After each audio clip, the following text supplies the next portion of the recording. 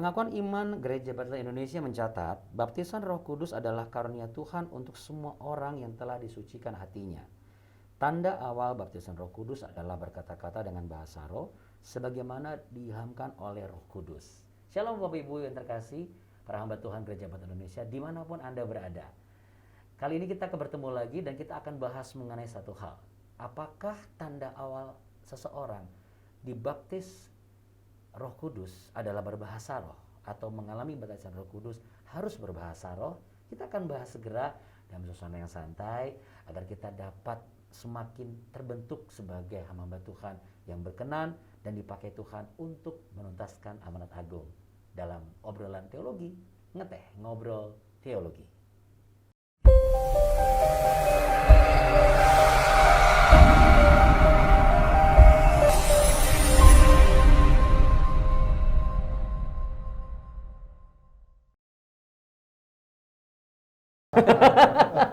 Shalom Pak Bun, Pak Dharma, Pak Maringan. Shalom. Ini kemarin-kemarin jadi banyak, kita lebih banyak inilah ya, merenungkan kehidupan. Lagu populernya Kurunangkan Firman Siang dan Malam. Oh itu sudah. Iya, kita mau ngobrolin, udah lama kita ngobrol nih Pak, dan obrolan kita ini sesuatu yang menurut saya hal yang perlu diketahui juga dan layak diperbincangkan. Gitu ya, karena kan tanda awal itu satu hal yang penting. Ya, tanda itu kan satu sign, iya kan? Satu sign yang bisa dilihat dan bisa dipertanggungjawabkan dan bisa menjadi satu tools, ya kan? Tanpa ada tanda itu, maka kita tidak bisa menunjukkan sesuatu gitu loh. Karena pertanyaan yang ada sekarang ini adalah apakah tanda awal di baptis Roh Kudus itu harus berbahasa roh gitu. Nah, ini kan tentu harus bisa kita jadikan sebagai satu konteks yang layak diperbincangkan, dapat kita komunikasikan dengan baik, lugas, namun tujuannya hanya satu kok, supaya kita menjadi pelayan Tuhan yang berkenan di hadapan Tuhan, kita diurapi dengan kuasa Tuhan, dan menuntaskan amanat agung, apalagi kalau bukan itu. Saya rasa itu ya Pak ya. Tapi kalau ngobrol itu terlalu tegang kan kayaknya bukan ngeteh, karena kita lagi di ngeteh, ngobrol teologi. Shalom Bapak Ibu. Di samping saya ada Sekretaris BPD GBD Jakarta Bapak Pendeta Maringan Tampu Bolon. Shalom. Lalu kemudian di sebelah beliau ada Bapak Pendeta Dharma Tobing, beliau ada Ketua Perlu Jakarta Selatan. Bagi Anda Jakarta Selatan, Pak, silakan shalom, Pak. Shalom, jangan lupa Jakarta Selatan. Tapi yang juga di mana-mana juga. Coba ditegasin nih, Pak. Ya, khususnya Jakarta Selatan dan yang lainnya karena ini bukan khusus untuk sektor-sektor ya. Dan di hadapan kita di seberang saya ini ada sahabat kami Bapak Pendeta Bun Minta. Beliau adalah Kabid Teologi di BPD GBD Jakarta. Shalom Bapak Saudaraku dikasih Tuhan. Puji Tuhan ya. Enak gitu ya kalau misalnya kita sudah berkumpul bersama dan sudah ada teh. Gimana kalau kita ngeteh dulu? Boleh. Iya, boleh buka sedikit kita ngeteh dulu. Iya. Puji Tuhan. Puji Tuhan dalam nama Yesus. Karena ini masih dalam masa perjuangan ya. Jadi kita harus tetap menggunakan masker. Dan memang program teh kali ini melewati tahap-tahap protokol kesehatan yang sudah kita lewati bersama dan ini layak untuk kami lakukan. Iya, Bapak Ibu terkasih, Ngobrol Teologi adalah program yang diinisiasi oleh BPD GBD Jakarta. Namun bukan hanya untuk Jakarta saja, tapi untuk seluruh hamba Tuhan khususnya baik yang di Jabodetabek dan pada umumnya untuk semua yang ada di naungan Gereja Baptis Indonesia. Apa yang diperbincangkan? Sikap pandangan teologis. Agar apa? Agar bukan menjadi satu sikap yang mungkin kaku dan mungkin atau sudah saya tidak menyentuh-nyentuh itulah. Itu adalah hanya pembicaraan yang kayaknya terlalu berat. Nah, itu puji Tuhannya di BPD GBD Jakarta ada Kabid Teologi, Ketua Perwil juga mewakili Ketua Perwil yang lain dan juga ada sekretaris. Saya yakin setiap pandangan sahabat-sahabat kita ini akan mewakili setiap tanggapan dan juga aspirasi yang muncul ketika ada pertanyaan seperti ini. Apakah tanda awal dibaptis Roh Kudus harus berbahasa roh? Silakan. Saya mau tanya ke Pak Bun Minta. Apakah tanda awal itu tanda awal dibaptis Roh Kudus itu harus berbahasa roh, Pak? Ya, tapi di pengakuan iman kita tidak mencantumkan kata harus, gitu. Tidak mencantumkan. supaya ini tidak memberi sebuah persepsi yang salah gitu. Oke, berarti pertanyaannya jangan menggunakan kata harus karena memang bukan mengenai keharusan, tetapi sebagai tanda bahwa tanda awal orang dibaptis bahasa roh, Roh Kudus adalah berbahasa roh. Ya, jadi sekali lagi memang kata itu tidak dicantumkan harus itu. Kalau harus kan sesuatu yang mutlak. Ya, mutlak. Karena tercatat hitam di atas putih dan itu ada harus gitu ya. Tapi bukannya ada setiap orang yang ada di bawah Gereja Baptis Indonesia kayaknya kalau nggak berbahasa roh kok kayak ngerasa kurang gitu. Nah silakan, barangkali ada pengalaman seperti itu Pak Dharma atau Pak Maringan, siapa duluan silakan. Ada nggak pengalaman menghadapi seperti itu? Apakah itu di kalangan sesama hamba Tuhan atau pengerja yang baru akan bergabung? Kok kayaknya kurang ya? Kok yang sana sudah bisa berbahasa roh? Saya sudah dibaptis oleh Roh Kudus ya, tapi kok belum bisa bahasa roh? Nah itu gimana Pak? Kalau sebenarnya kalau bicara tentang bahasa roh itu kan memang tadi yang Pak Bu minta itu memang kita konteksnya pasti dari pengakuan iman GBI ya, yang menyebutkan baptis Roh Kudus adalah karunia Tuhan untuk semua orang yang telah disucikan hatinya, dan tanda awal baptis Roh Kudus adalah berkata-kata dengan bahasa roh sebagaimana diilhamkan Roh Kudus, kan begitu kalimatnya. Jadi tidak ada kata harus, tapi hanya menyebutkan tanda awal. Sehingga ini yang terlihat secara fakta, secara supranatural paling gampang ya itu. Gitu. Kalau dibilang bukti orang itu dari baptis Roh Kudus adalah dari buah-buah kehidupannya, kan susah ngontrol ngelihat, ngikutinya begitu. Tapi kan kalau bahasa roh spontan langsung kita lihat. Gitu. Saya kira itu. Nah, kemudian pertanyaan tadi, apakah ada orang, ini tergantung pemahaman individunya, dan kebetulan mungkin kalau di GBI gerejanya gereja lokal ya, yang kita ngasih rambu-rambunya saja. Implementasinya gembala barangkali bisa ada seperti Pak Otil bilang, harus berbahasa roh, bahkan barangkali ada yang berbahasa roh jangan. Iya. Begitu kan? Iya. Nah, apakah itu satu hal yang memang lumrah terjadi, diperbolehkan itu dilakukan, atau menurut pandangan Pak Maringan bagaimana? Karena bahasa roh itu adalah suatu yang dikatakan diilhamkan Roh Kudus, berarti itu artinya karya Roh Kudus. Bagaimana jika ada seorang hamba Tuhan yang mengklaim bahwa seandainya saya mengajarkan bahasa roh karena saya bisa diilhami oleh Roh Kudus, dan apa yang diilhamkan Roh Kudus itu saya ajarkan kepada orang lain? Saya tidak memandang dari sudut teologi, tapi dari pengalaman bahasa Alkitab. Ya. Saya nggak pernah menemukan di Alkitab ada rasul, nabi, rasul ya yang menggunakan bahasa roh itu bisa mengajarkan seperti itu, nggak ada kalimat. Bukan begitu Pak Bun? Ya, jadi tidak ada perantara di situ untuk mengajarkan. Nggak ada. Tidak ada pihak ketiga istilahnya. Iya. Berarti itu hanya pihak yang pertama langsung between dia dengan Tuhan sendiri, Iya. dan dikaruniakan oleh bahasa roh itu. Saat bahasa Roh Kudus itu dia terima.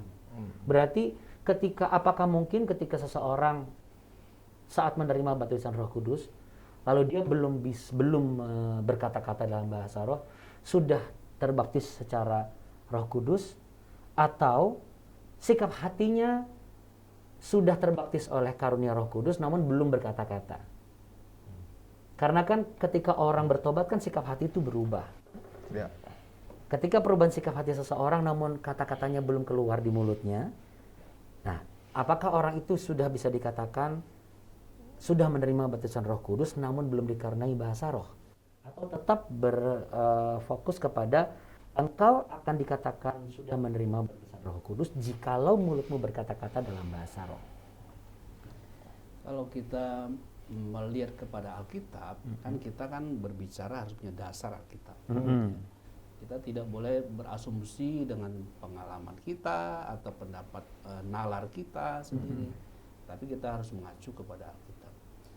Dari beberapa peristiwa dicatat di Kisah Rasul, saudaraku, di situ paling nggak ada 5 peristiwa, 4 itu menunjukkan ada tanda ketika orang dibaptis Roh Kudus atau penuh Roh Kudus itu mereka berbahasa roh atau berbahasa lidah dan bernubuat gitu. Seperti peristiwa para murid Kristus yang di turunnya Roh Kudus, lalu kemudian Samaria juga, di Cornelius, di Efesus, dan termasuk Paulus, tapi Paulus memang tidak disebutkan bahasa roh, tapi dipenuhi Roh Kudus.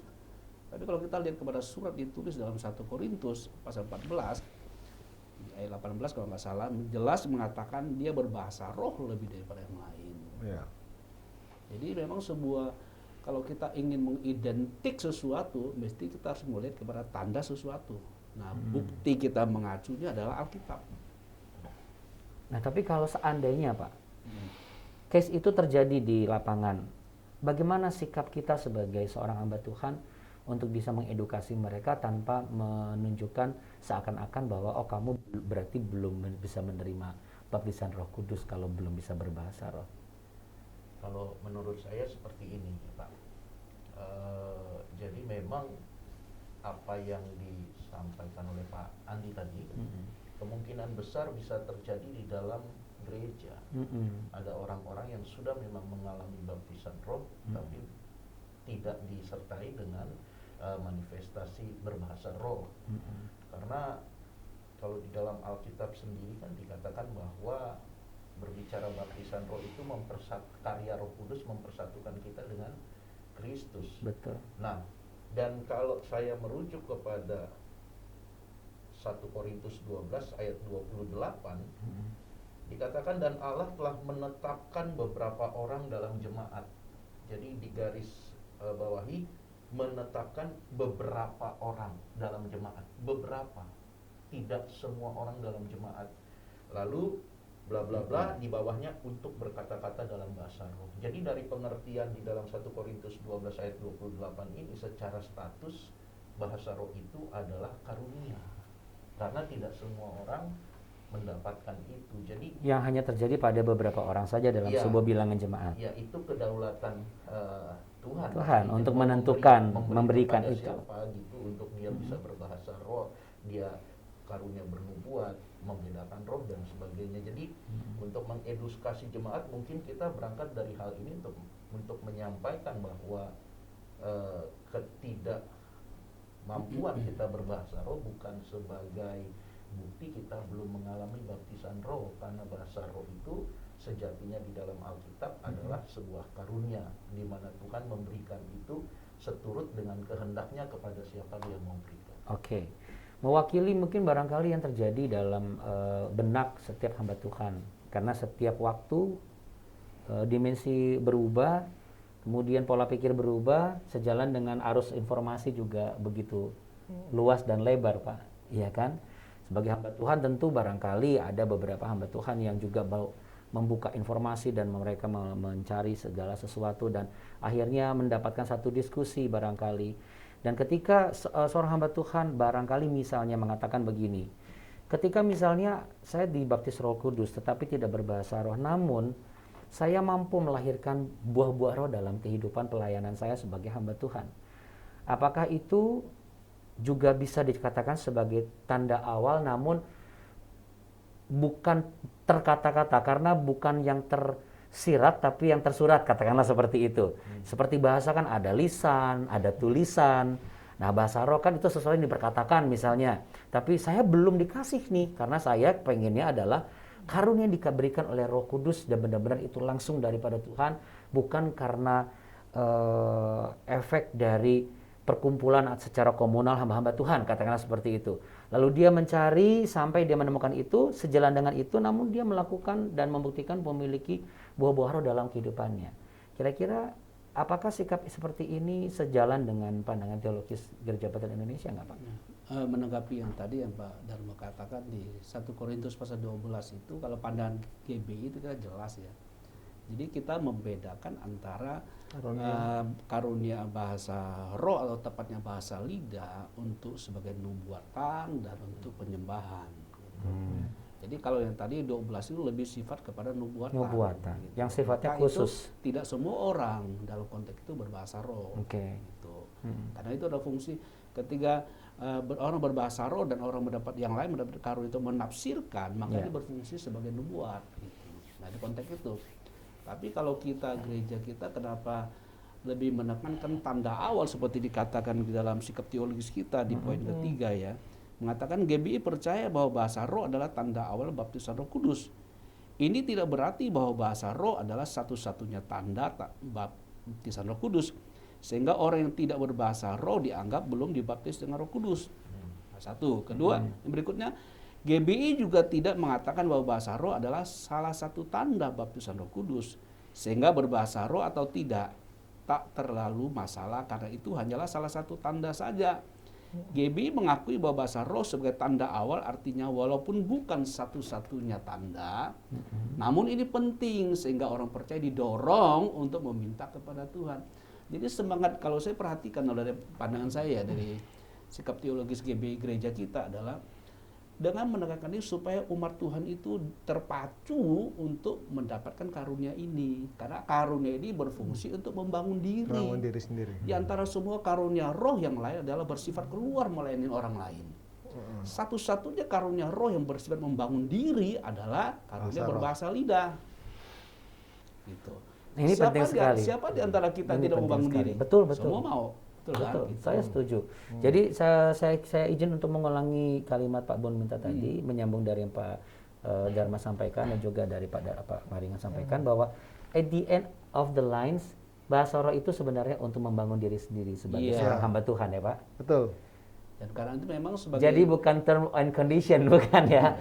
Tapi ini bagaimana mutlak, sifat mutlak sebagai hamba karena Tuhan. kebutuhan. Betul, saya Karena setuju. manfaat. Saya setuju itu. Bukan sebagai sekedar sebuah tanda untuk show, tapi sebagai sebuah kegunaan, manfaat guna saya itu. setuju. Walaupun pada prakteknya ya banyak orang yang Belum menggunakan dapat. itu, enggak, banyak orang yang menggunakan itu belum dapat, dipaksa-paksain supaya kelihatan Diurapi juga gitu ya, ada urapan So, juga. seperti Ya, yang tadi Pak Bun, ekses memang selalu ada. Ya, karena kan memang kenapa ada akses? Karena ada pintu aksesnya Pak. Karena kan kalau bahasa roh kan ada glossolalia, kemudian ada senolalia ya. Mungkin Mbak bisa disampaikan bahwa dua hal ini sebenarnya dua hal yang sama. Artinya berarti indikatornya adalah ketika kita berbahasa roh dan bahasa roh yang kita sampaikan seandainya kita tidak mengerti pun arti itunya apa.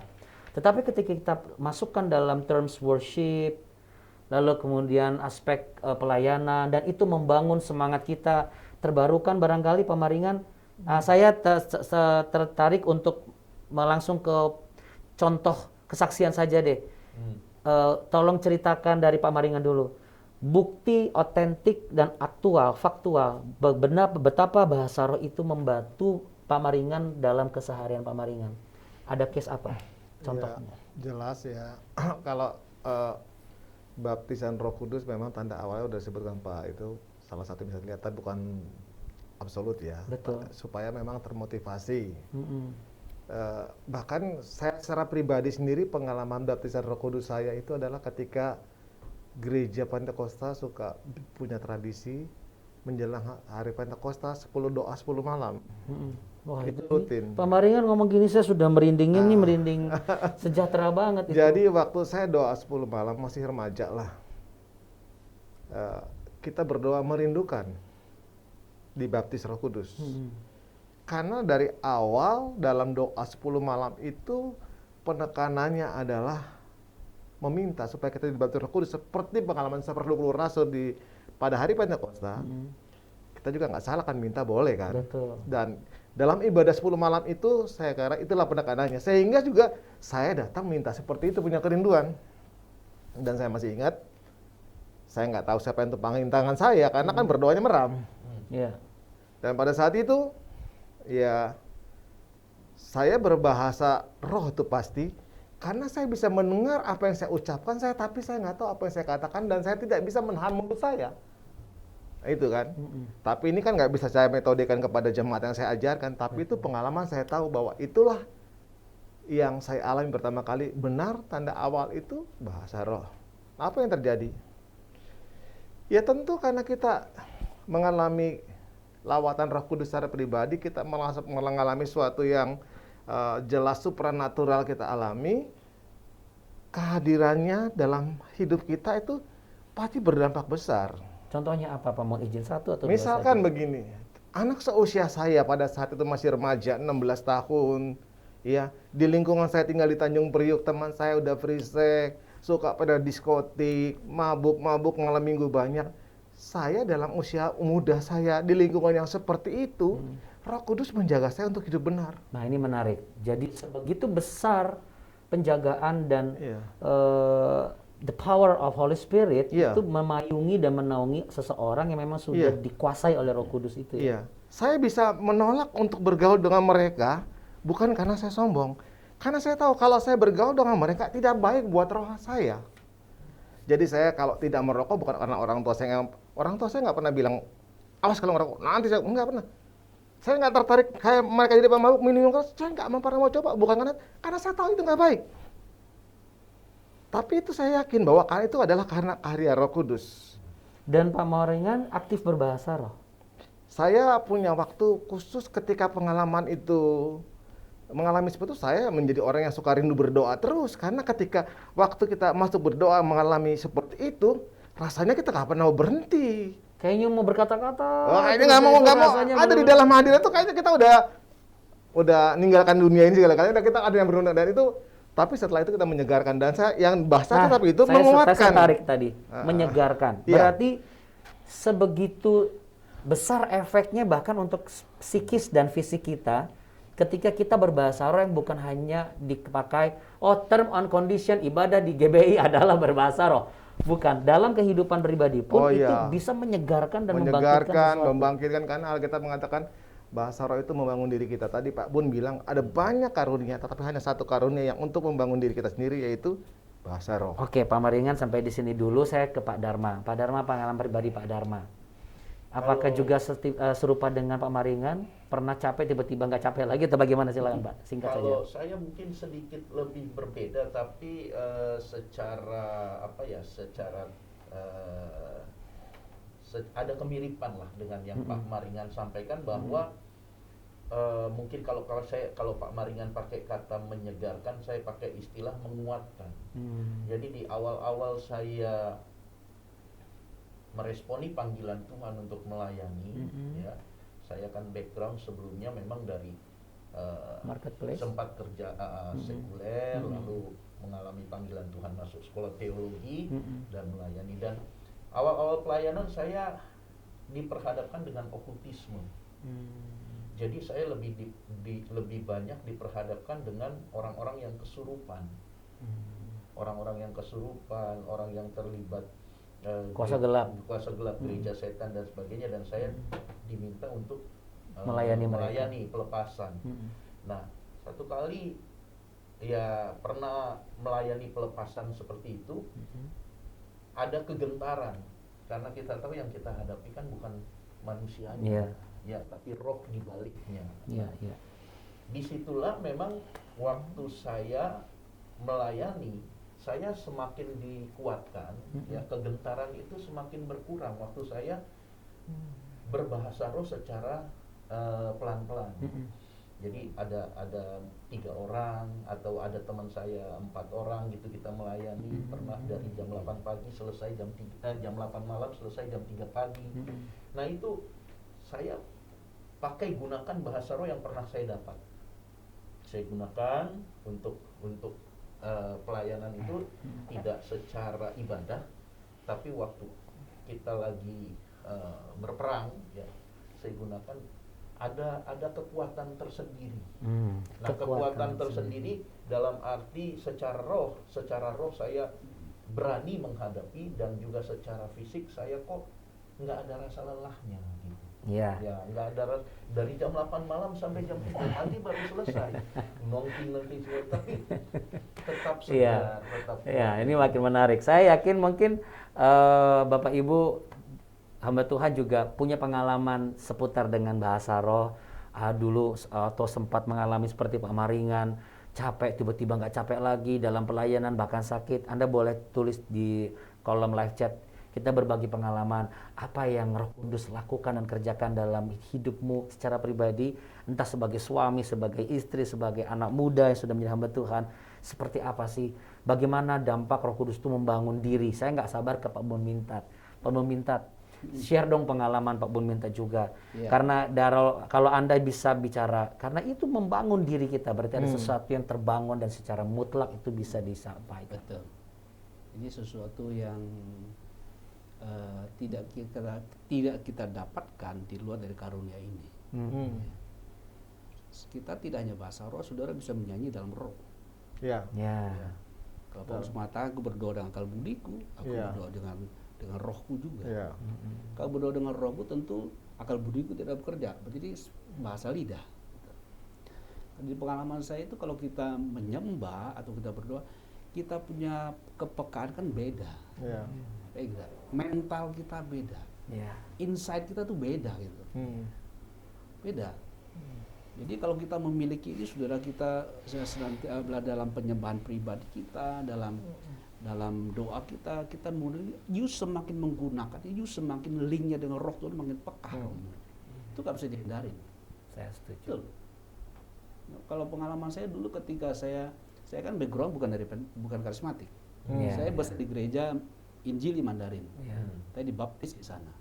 Saya guru sekolah minggu di sana. Baptis air ya Pak ya? Bukan baptis Kemudian roh ya? Oh iya, baptis. saya penuh Roh Kudus di gereja itu juga. Oh gitu? Di Injili itu? Iya, di Injili. Jadi itulah momentum justru Bapak mengakui bahwa karena kita waktu saya itu guru sekolah minggu, karena ada tim dari Taiwan yang Bukit Doa itu yang pernah kerja sama Pak Yakub itu, Pak Daniel Suntai, dia kunjungan kita guru sekolah minggu, tapi kita Protestan. Kita Protestan. Guru sekolah berhubung gembala kita kepingin supaya guru-guru sekolah dibangun gitu. Lalu kemudian kita dikumpulkan. Waktu dia naik mimbar khotbah, kita sudah kepenuhan Roh Kudus. Itu gereja Protestan loh. Itu luar biasa. Waktu itu saya belum dapat karunia bahasa roh. tapi dikaruniakan. Saya sudah nangis sudah habis-habisan. Teman saya yang lain ada yang menari-nari. Iya. Ada yang lidahnya nggak bisa berhenti, sekarang jadi gembala di Singapura. Dia lidahnya nggak bisa berhenti. Iya, betul. Gitu. Saya rindu. Karena saya baca Alkitab, karunia ini membangun gitu. Saya rindu. Apa yang saya lakukan? Saya pulang. Kita pertama kali setelah Roh Kudus, kita beraninya bukan main. Kita memberitakan Injil sampai Gak tau malu ya, gak tau malu, orang-orang gak tahu. Iya. Waktu itu masih SMA kelas 1 waktu itu. Oh iya. SMA kelas 1, pengurus guru sekolah minggu dan pengurus pemuda remaja di gereja Protestan Mandarin. Nah, kemudian saya pulang ke rumah. Saya kan ada jam doa pribadi. Saya bilang, Tuhan, saya rindu mau bahasa roh. Beri aku dong. Jadi minta ya. Iya. Minta. Beri aku dong. Mintalah akan diberikan. Saya buka mulut ngomong langsung ke bahasa roh. Ya. Ya, puji Tuhan, Pak. Ini Itu kalau pengalaman kita saya. kita bicara tentang pengalaman bahasa roh Tapi dari ada lagi lebih luar saya, Pak. Boleh, Pak, silakan. Masih ada waktu tadi soalnya ada bunyi. Begini, kemudian kan saya sekolah datang ke Jakarta, sekolah di Seminari Bethel. Saya melayani di gereja Mandarin di Jembatan 5. Saya jadi gembala akhirnya kan. Waktu saya ketika doa pagi, kita menyembah, itu manifestasi karunia itu kesembuhan Kak. Orang yang bau jimat kan dia manifestasi, Pak. Itu nggak bisa dihindari. Saya khotbah di mimbar, orang bisa kebenaran Roh Kudus dibawa di gereja Protestan loh, Pak. Itu saya yakin itu bukan hanya semerta-merta diperkatakan di depan mikrofon, tapi memang sudah terbangun di kehidupan dalam kehidupan pribadi itu Betul. kuncinya. Itu kuncinya Bapak Ibu. Jadi itu Sudah mempengaruhi terbangun. pelayanan peka gitu loh. Kita peka, kita tahu dia orang ini punya bawa jimat, kita bisa tahu loh gitu. Karena kepekaan, Pak. Ya. Jadi saya bisa dari ceritanya Pak Maringan, kesaksian Pak Maringan dari Pak Bun. Kalau saya compare dengan keadaan orang Kristen saat ini dalam berbahasa roh, agak sedikit bertolakan ya. Karena kalau dari kisah kesaksian Pak Maringan dan Pak Bun dan saya sendiri, saya mengambil kesimpulan bahwa harus mengalami hancur hati dulu. Saya itu mengalami hancur hati di KKR-nya Pak Amos Jayaratnam dan saya dapatkan di situ. Pak Maringan juga saya kalau enggak saya dulu Pak Maringan yang layani tim PPIO. ya. Tapi saya nggak tahu. Saya bisa menduga orangnya kira-kira siapa kan dari suaranya. Tapi kan saya merem. Tapi yang saya tahu mereka lah yang tumpang tangan keliling. Kita berlutut ditumpang tangani. Berarti pengalaman yang mirip Pak Bun itu saya. Karena saya justru dapat Roh Kudus itu dibaptis sama Roh gereja Kudus. bukan karismatik. Ya, tapi setidaknya kan Dan itu memang berangkat dari kerinduan itu, Pak. Kerinduan. Ya, Kalau jadi nggak kerinduan hancur juga. hati itu saya yakin setiap orang kalau tidak membentuk sikap hatinya, maka tidak akan terwujud satu hubungan yang Jadi ini penting dari pernyataan Pak Andi gini. Tapi Iya. kita bilang kejarlah karunia. Kejar, kata Paulus. Jangan hanya kita berpikir seolah itu hak prerogatifnya Roh Tuhan. Iya, terserah benar. nanti Tuhan mau kasih kapan atau kepada Iya, siapa. kalau kayak gitu doang kan statis, Ini dia jadi kita nggak bisa respon apa-apa. Iya. Kejar Padahal karunia suruh kejar, itu. itu benar. Betul. Saya setuju itu. Saya setuju. Sikap kerinduan. rindu, betul. Sikap Iya. rindu. Bahkan kalau orang rindu itu, kalaupun Iya. memang harus dihancurkan dulu hatinya, karena akan dibentuk dan diberikan sesuatu yang baru. Iya. Rindu ketika mungkin tidak punya modal apapun, tidak punya latar belakang pengetahuan yang banyak, tapi kerinduan itu besar dan dia memberikan satu tempat hati di hatinya untuk Roh Kudus tinggal di dalam hatinya, maka di saat itu pula Tuhan bisa mengaruniakan bahasa roh di mulutnya. Dan ketika bahasa roh itu dilakukan dan diperkatakan sehari-hari, saya juga punya kesaksian yang serupa dengan bapak-bapak semua. Ya seperti tadi Pak, sudah lelah. Lelah ini kan konteksnya macam-macam. Macam-macam. Lelah dengan hidup ini, lelah dengan pekerjaan, lelah secara fisik, lelah secara hati, ya kan. Kadang-kadang ketemu orang sudah ngomongin iya Pak Pendeta, iya besok ngelakuin lagi, kita omongin lagi. Orang kok jatuh bangun kok hobi banget ya gitu. Tapi justru dengan adanya bahasa roh, saya setuju dengan itu, saya sepakat. Ketika kedagingan kita teriak sudah mengatakan cukup. Tapi saya ingat, bukankah Kristus itu juga adalah bagian dari Roh Kudusnya Tuhan yang menjadi manusia. Dan ketika ia terima semua derita itu, dia tidak pernah mengatakan cukup. Dia terima dulu, namun dia tetap percaya bahwa Tuhan ada bersama dengan dia. Dan ketika kita memperkatakan bahasa roh, kita sedang mendeklarasikan satu hal yang, hey iblis, hey kejahatan, hey kegelapan, don't mess with my God. Don't mess up with me, because apa? I have a Holy Spirit gitu bersama dengan saya. Karena dia pribadi kan. Kalau nggak diperkatakan, dicuekin terus lama-lama jadinya vakum. Iya tuh, betul nggak Pak? Jadi karunia itu harus dikobarkan. Ya, dikobarkan. Kobarkan. Kata Rasul Paulus kepada Timotius, kobarkan karunia Allah yang ada padamu. Karunia apa yang bisa dikobarkan? Kesembuhan nggak bisa. Betul. Karena kesembuhan itu Karunia manifestasi apa? dari Iya kan? karya Roh Kudus itu Kalau tadi. kesembuhan kan butuh situasi tertentu untuk dimanifestasikan. Ada kebutuhan dari sembuhkan. Ada kebutuhan dari Iya. orang yang datang. Iya terus. kan? Iya. Nah, bagaimana kobarkan karunia kita? Mengobarkan itu kan membangkitkan gitu. Iya. Ya selain kita mengingat firman Tuhan ya bisa, tapi paling kan salah satu karunia yang bisa kobarkan itu bahasa lidah, Betul. bahasa lidah. Betul. Gitu. Bahasa roh. Karena kita semakin ngomong semakin mental kita tuh beda gitu. Nah ini waktunya kan sudah seperti biasa memang tidak bisa mencakupi semua. Tetapi jikalau ada pertanyaan terakhir, anak kecil yang berbahasa roh, berarti itu memang kedaulatan Tuhan ketika seorang anak dikaruniakan bahasa roh, Ya karena itu karunia. ya kan? Jika memang itu karya Roh Kudus, siapa yang membatasi? Kan Roh Kudus nggak bisa dibatasi, mau siapa saja. Betul. Iya, itu suka-suka Roh Kudus lah, juga nggak bisa didefinisikan. Makanya waktu Cornelius dibaptis langsung Roh Kudus juga, gitu. Itu nggak bisa dibatasi, nggak harus nunggu kayak begini-begini. Boleh nggak sebagai seorang hamba Tuhan yang berprofesi sebagai guru mengatakan, ayo belajar bahasa roh dong, boleh nggak? Sebaiknya tidak. Oke, sudah Sebaiknya terjawab, bukan. sudah terjawab. Saya hanya membawa pertanyaan dari teman-teman saya. Beberapa tanya, boleh nggak diajar? Ayo bos, kita kan motivasi mereka bahasa roh gitu. Atau misalnya papa mamanya sudah bahasa roh, ayo ikut bahasa roh. Gitu. Sebaiknya sih tidak ya. Saya punya pengalaman, ada testimoni dari mahasiswa teologi ya. Ada dosanya dari luar negeri datang, kemudian mewajibkan orang berbahasa roh dan suruh berdoa di kayak di dalam kelas. Oh udah. Dan karena dia tidak bisa berbahasa roh dan takut nanti dianggap nanti ini mahasiswa buruk, yang lain sudah berbahasa roh, terpaksa dia pakai bahasa dari daerahnya yang ini kebetulan dosennya bule. Dan ini dia cerita benar. Nah, orang pendetanya di Jakarta. Dan dia bilang, teriamko.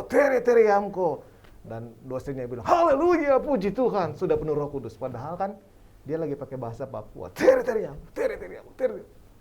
Nah, jadi hati-hati juga kalau orang terlalu dipaksakan, ya. Memotivasi saya setuju ya Pak ya. Tapi kalau memaksakan, orang yang menerimanya bisa berbeda. Kasih beri pengertian sesuai dengan Iya, justru kalau dimotivasi sehingga timbul pengertian. Kita punya kerinduan, kita mengejar karunia itu, gitu. tahu Iya nggak? manfaat gunanya. Nah ini yang penting nih sebenarnya dalam implementasi di lapangan, para gembala, pendeta, tentu harus menaruh sesuatu yang benar kepada jemaatnya, gitu. Dan saya percaya kalau orang-orang bilang, oh dia begini-gini, ada orang bilang, Pak dia kalau gereja tuh kayaknya bahasa roh tapi hidup kayak begitu. Maaf aja, saya juga kadang-kadang ragu orang itu berbahasa roh. Kadang-kadang ragu. Kalau dia cuma niru juga ada. Iya. Anak kecil aja kadang-kadang tiba-tiba ngomong kayak bahasa roh, kenapa? Karena dia baru dengar di gereja. Tapi apakah anak itu berbahasa roh? Itu lagi niru, Pak. Nah, saya khawatir ya ada orang yang meniru-niru saja supaya kelihatan rohani. Tetapi sesungguhnya orang yang pasti dipenuhi Roh Kudus akan hidupnya dipimpin Roh, saya yakin kok. Iya. Ya, saya setuju, sepakat dengan itu. Jadi kalau ada orang kelihatan di gereja, ada satu gereja suka, wah teman saya kalau gereja berbahasa roh, kok tapi suka mukul istri. Saya nggak yakin Pak itu Pak dia itu. Nah, itu yang tadi. Bagaimana Pak Bun? Iya. Ya, memang bahasa roh itu, tapi jangan lupa bahasa roh bukan tanda kedewasaan. Iya, Itu justru menolong kita bisa dewasa. iya. Saya menarik. Betul. Bahasa roh bukan tanda awal kedewasaan rohani dalam seseorang, Iya. tetapi bahasa roh akan membangun seseorang masuk dalam Iya. kedewasaan rohani kehidupannya. Pak Darmin, Ya. tadi silakan. Nah, tadi yang saya sedikit tadi saya singgung, Iya. yang tadi saya katakan bahwa memang kalau tadi berbicara untuk orang bisa mendapatkan karunia ini, bahasa roh ini harus mengalami memiliki kerinduan dan hancur hati dulu, dilebur dulu untuk bisa terima karunia itu. Nggak usah hancur Sehingga- hati kali. Ya. Nggak perlu hancur-hancur, Pak. Iya. Iya, Orang Tuhan maksudnya- beri dengan murah hati.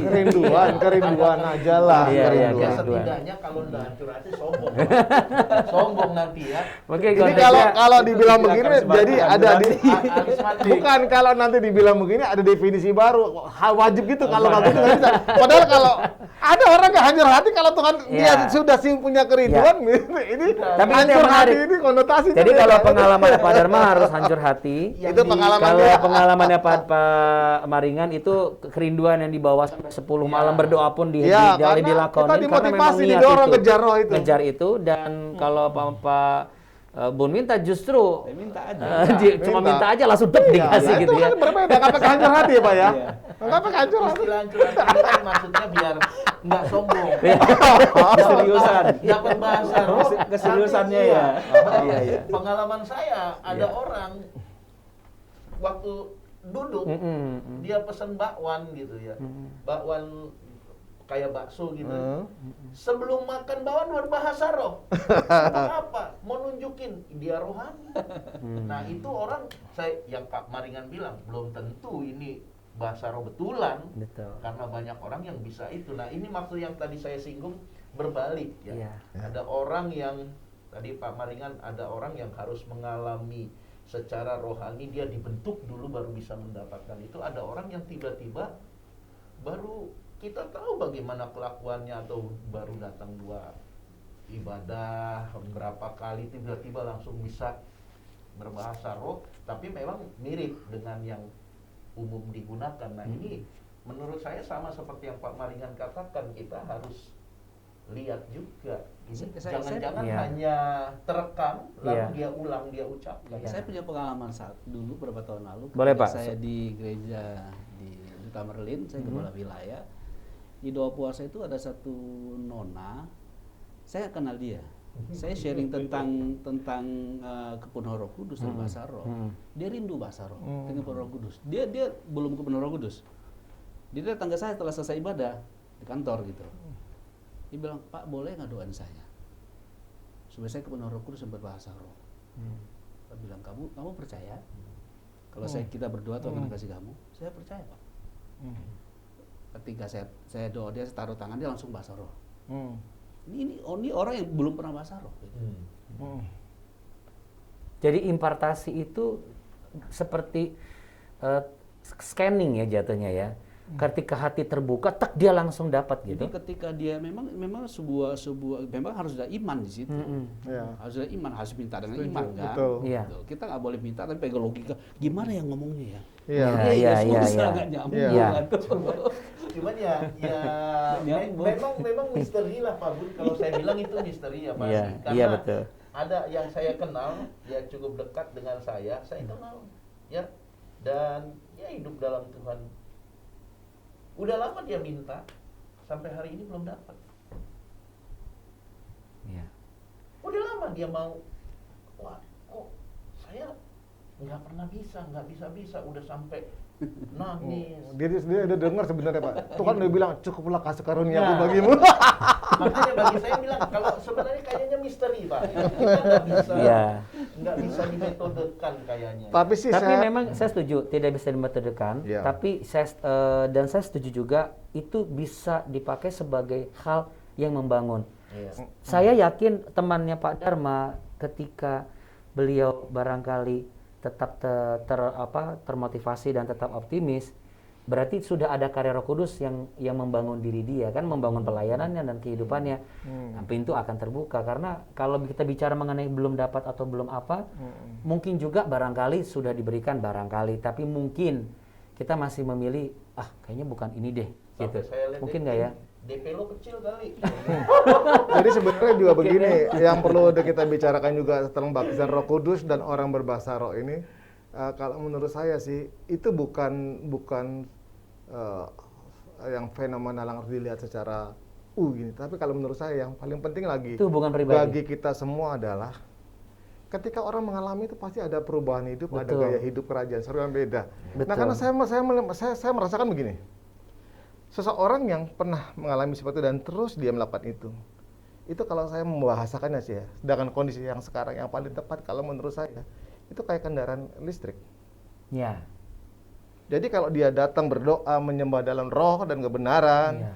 dia membangun tubuhnya, energinya nambah terus Pak. Jelas lah, sebab Roh Itu. Kudus kan Iya. merupakan sesuatu bukan Iya. hal yang sia-sia kan. Ya, Betul. Kalau Kita diberikan kita membuat diri karunia kita itu, terplug in dengan dirinya ya, Itu terplug in karunia gitu. itu karena ada manfaat gunanya buat gereja Iya. Tuhan. Betul Iya. gitu. Karena bukan buat show, bukan Ya, bukan Pak. ya. Bukan. untuk Saya membangun setuju. gereja Tuhan. Makanya Iya. kalau Bapak Ibu misalnya masih ada buku ini nih, sikap teologis, terus kemudian Iya. pengajaran dasar, Iya. ada kok di situ bahwa faedah bahasa roh itu untuk mengucapkan bahasa rahasia, menguduskan Iya. mulut kita, nyegarin roh kita, memuji Allah juga dengan sepenuh hati kita.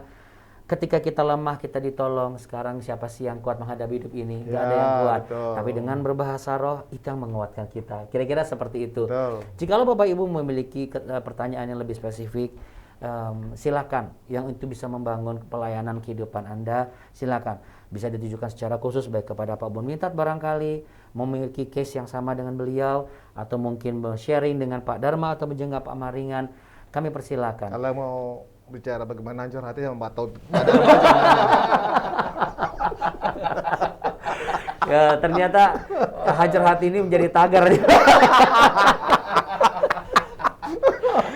tapi satu hal memang gini, memang saya melihat begini, memang kalau bicara mengenai seseorang yang mohon izin maaf, saya pun juga sempat dibentuk dengan cara hancur hati itu begini.